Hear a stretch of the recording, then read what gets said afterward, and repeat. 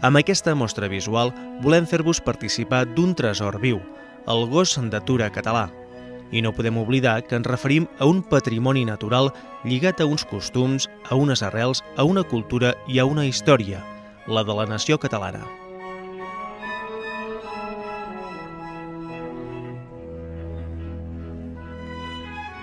A diferència de moltes races actuals, que tenen relativament molt pocs anys d'antiguitat i que han estat pràcticament fabricades i seleccionades per l'home, el nostre gos d'atura es forma a mesura que passen els segles, tenint en compte que es forja a base de la funcionalitat en la seva feina diària, que és la conducció del bestiar. Cal cercar el seu origen en els moviments migratoris i en les invasions que a l'antigor s'anaven succeint al que avui és el nostre territori.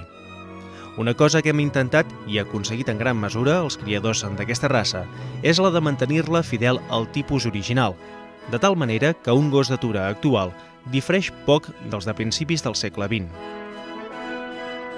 Als anys 70 del segle passat, fa més o menys 40 anys, eren realment pocs, molt pocs, els exemplars de gos d'atura que teníem controlats, inscrits i amb alguna genètica coneguda.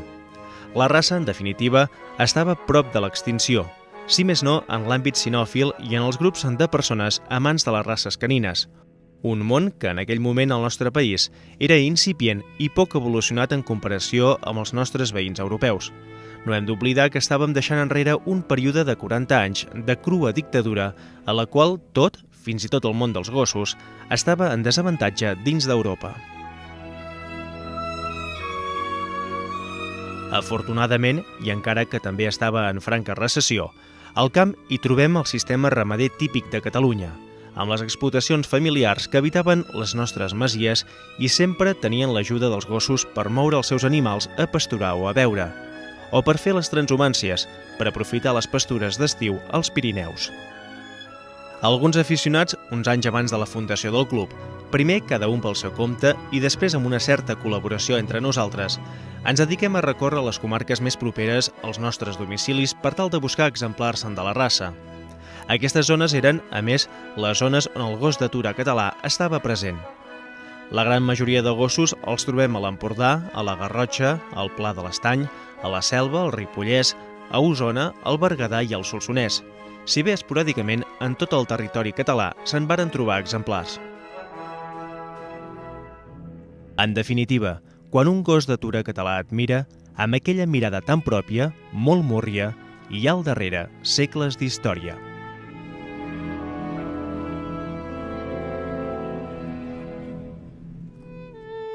El primer estàndard del gos d'atura català es va fer l'any 1929, en base a dos dels exemplars més representatius de l'època. El gos d'atura català, raça autòctona de Catalunya, és un gos sobri, viu i intel·ligent, caràcter rústic i agradable, molt devot del pastor i dels ramats que hom li confia. No s'apropa als desconeguts, a vegades, doncs, pot semblar una mica esquerp. Resistent a la calor i al fred, en té prou amb alimentació frugal. La seva veritable essència es demostra en les tasques amb el ramat, ja que no fa només el que li mana el pastor i en molts casos és capaç de prendre decisions pròpies dirigint el ramat. El seu coratge i valor, fora de dubtes, fan que sigui meravellós en missions de vigilància. La gran fidelitat als seus amos el fa un excel·lent gos de companyia. Actualment el podem veure a la recerca d'autòfones, en missions de rescat i també per a teràpies complementàries a persones. El gos d'atura català és una raça mitjana. Els mascles, que fan de 47 a 55 centímetres d'alçada, són generalment una mica més alts que les femelles, que fan de 45 a 53 centímetres d'alçada. Cal fomentar que els exemplars d'aquesta raça estiguin dins d'aquestes talles segons el seu sexe, i encara millor, fugir dels extrems. Pel que fa a les proporcions, gos ben format i de pelatge bonic. És especialment important la proporció de 9 a 8, que fa que el gos d'atura català sigui lleugerament més llarg que alt. De totes maneres, es pot acceptar que la femella sigui lleugerament més llarga que el mascle. El cap ha d'estar ben proporcionat a la resta del cos, i el coll ha de ser vigorós, sòlid, musculós, més aviat curt, però amb una proporció que li permeti una bona mobilitat, ben enganxat a l'esquena.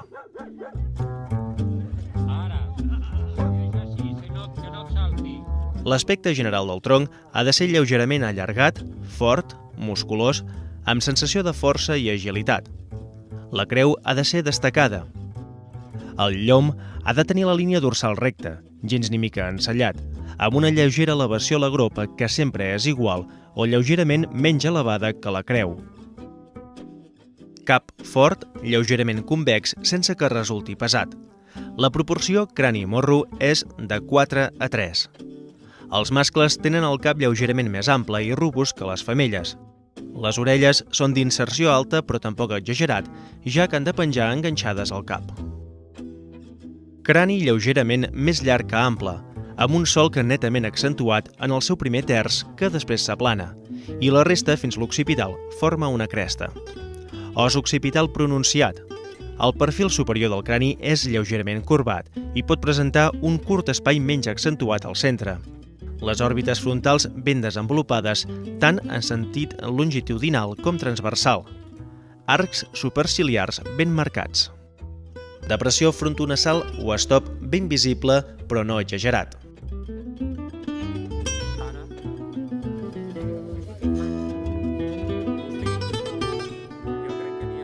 Morro recte més aviat curt, en forma de piràmide truncada i amb les arestes arrodonides. Nas en recte, proporcionat al cap i sempre negre i ample.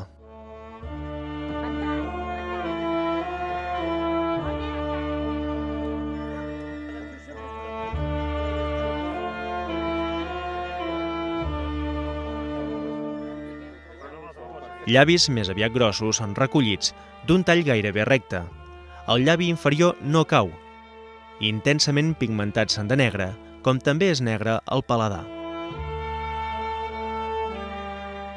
Dents fortes, de bona mida, blanques i sanes. Mossegada en tisora. Però també s'admet tancament en pinça. Ulls molt oberts, expressius, de mirada viva i intel·ligent. Arrodonits, de color ambre fosc i amb les parpelles envoltades de negre.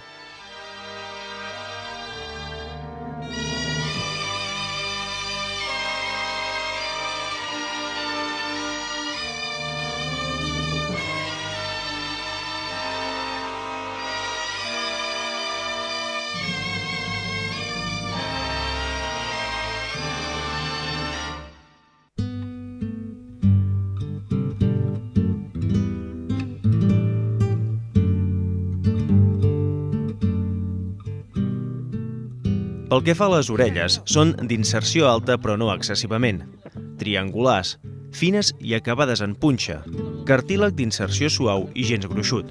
Com dèiem, en la visió general del cap, cal que pengin enganxades al cap. Cobertes de pèls llargs que acaben amb un serrell, mòbils, i relació d'amplada allargada de 8:10.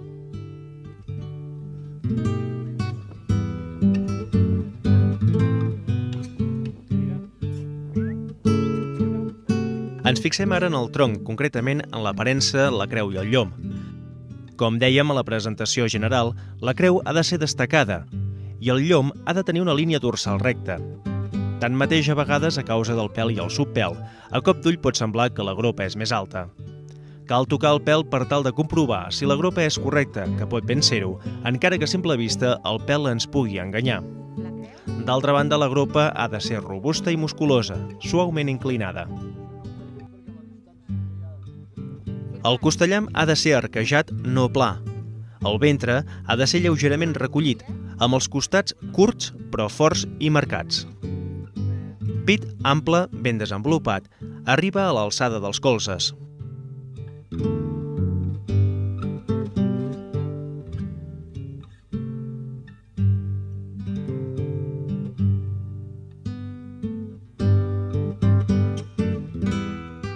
Cua d'inserció més aviat baixa, ha de sobrepassar lleugerament el garró.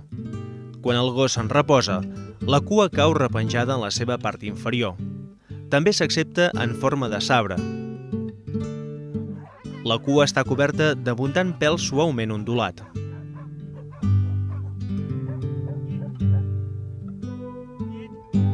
En moviment es porta la cua alegrement, però mai enroscada sobre la gropa.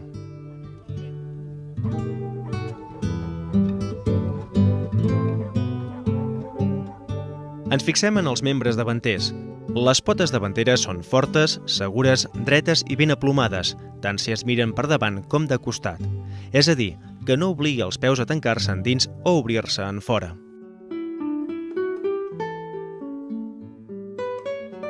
La distància colze-creu és aproximadament igual a la del colze-terra. Espatlla musculosa i forta, lleugerament obliqua. Braç fort i musculós, amb els colzes paral·lels, ni tancats ni oberts, ben enganxats al cos. Avantbraç vertical i fort. Angulacions escàpula-humeral de 110 graus i la humeroradial de 135 graus ambdues aproximadament. El carp i metacarp segueixen la mateixa verticalitat que l'avantbraç i són més aviat curts. Peus ovalats, sotapeus negres i durs, membranes interdigitals ben manifestes i cobertes de pèl, ungles negres i fortes. S'accepta el doble esperó a les potes davanteres. Parlem ara dels membres posteriors. Pel que fa a l'aspecte, són forts, musculats i ben aplomats, donant la sensació de potència i agilitat. Cuixes llargues, amples i musculoses, amb ossos forts.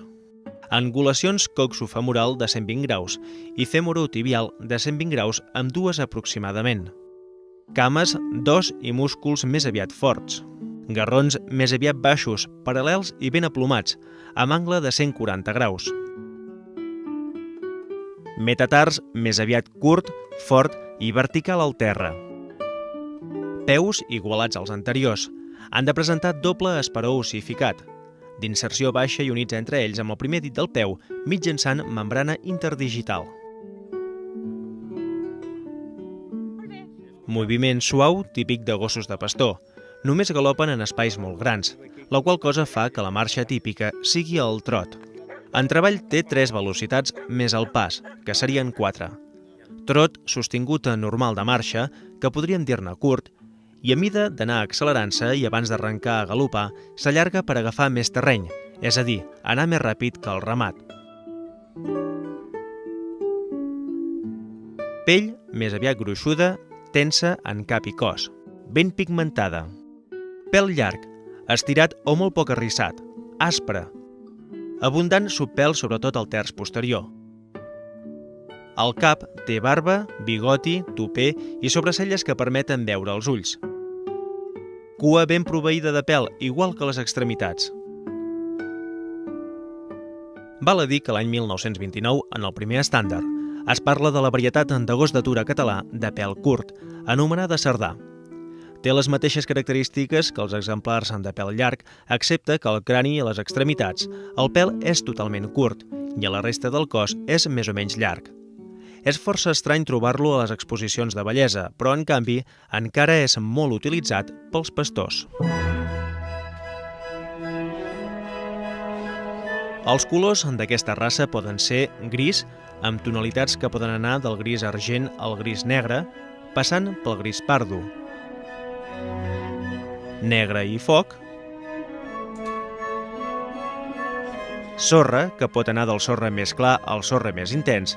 En el cas dels colors sorra, s'ha de tenir en compte que han de tenir la cara ben pigmentada amb el morro i les orelles amb tonalitats fosques negres.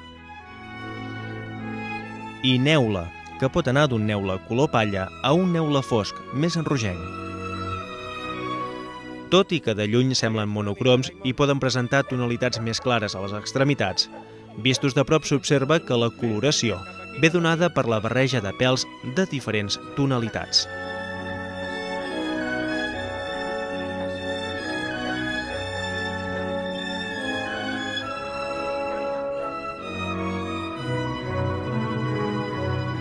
Al cap de 7 dècades des d'Atac Iris, es continua i cal continuar en la mateixa línia, ja que hi ha poques diferències malgrat els 70 anys que separen els exemplars actuals dels que es van basar per fer l'estàndard del 1929. I insistim que cal continuar així, evitant manipulacions, sobretot del pèl, que desvirtuïn i canviïn la imatge del gos d'atura català típic, rústic i vell a la vegada.